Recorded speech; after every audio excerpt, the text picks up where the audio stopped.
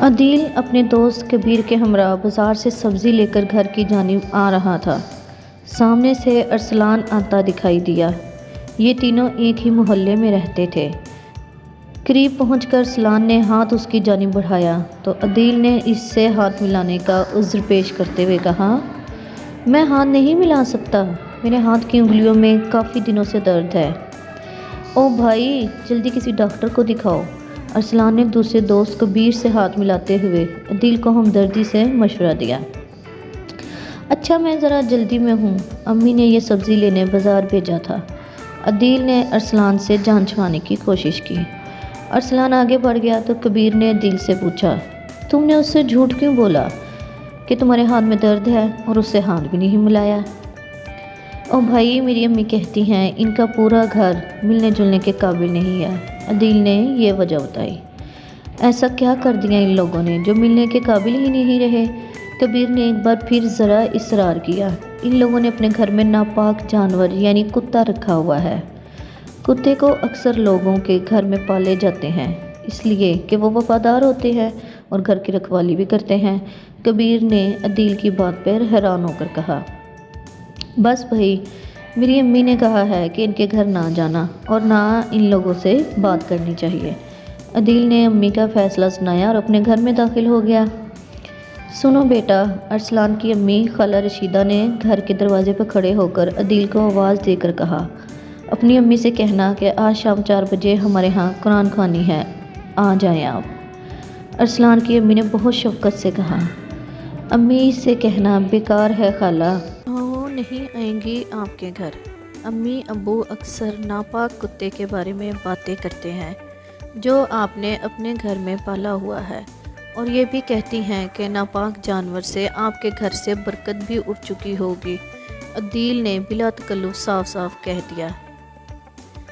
ٹھیک ہے بیٹا، بہت شکریہ یہ سب بتانے کا، ارسلان کی امی نے بہت افسوس سے کہا اور گھر کے اندر چلی گئی۔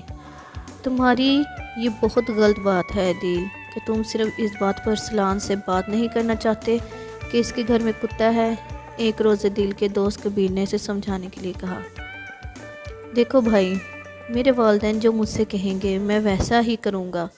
عدیل نے ارسلان سے بات نہ کرنے کی وجہ بتائی، اور تم اس کی زیادہ حمایت مت کرو، جو میری امی کا حکم ہے میں ویسا ہی کروں گا، عدیل نے اٹل انداز میں کبیر سے کہا۔ تو کبیر نے عدیل سے زیادہ بات کرنا مناسب نہیں سمجھا اور خاموش ہو گیا۔ تم کو معلوم ہے کبیر، ہمارا کتا بہت ہی وفادار ہے، اس نے ایک دفعہ ہمارے گھر چوری کی واردات ناکام بنا دی تھی، ارسلان نے بعد میں کبیر کو بتایا۔ عدیل پاس کھڑا تھا، بولا، وہ تو ہر کتا ہی وفادار ہوتا ہے، میری امی نے کہا ہے کہ جن کے گھر ناپاک جانور ہو ان سے دور رہنا چاہیے۔ ارسلان کی والدہ عدیل کے گھر پہنچ گئی اور بولی، بہن ثریا، آپ کے خیالات جان کر بہت دکھ ہوا مجھے، بھلا میں نے ایسی کیا بات کر دی، کس بات کا افسوس ہوا آپ کو؟ عدیل کی امی، جن کو اس طرح اچانک رشیدہ خالہ کا اپنے گھر چلے آنا برا لگا، ناگواری کے انداز میں پوچھا، آپ اپنے بچے کی کیا تربیت دے رہی ہیں؟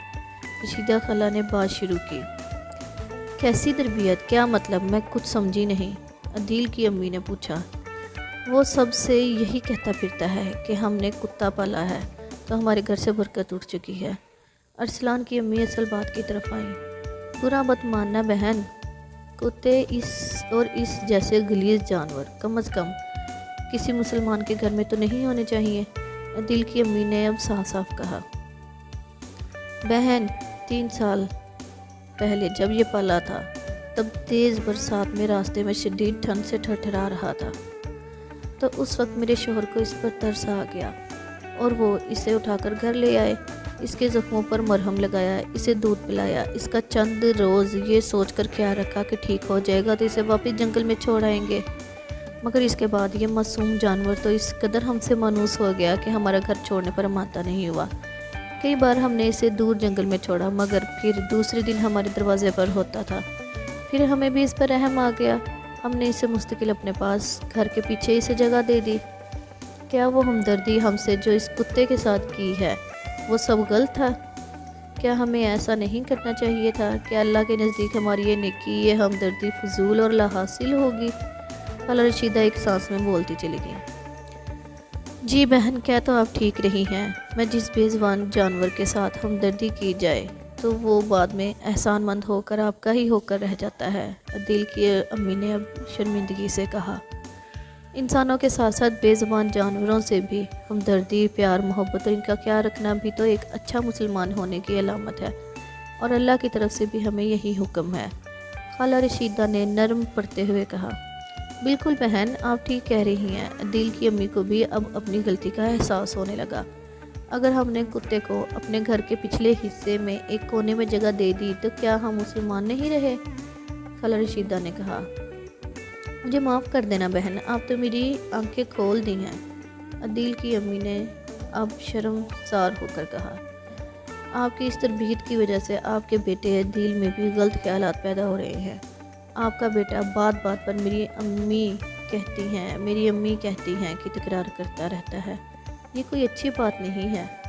عدیل کی امی کو نرمی سے سمجھایا۔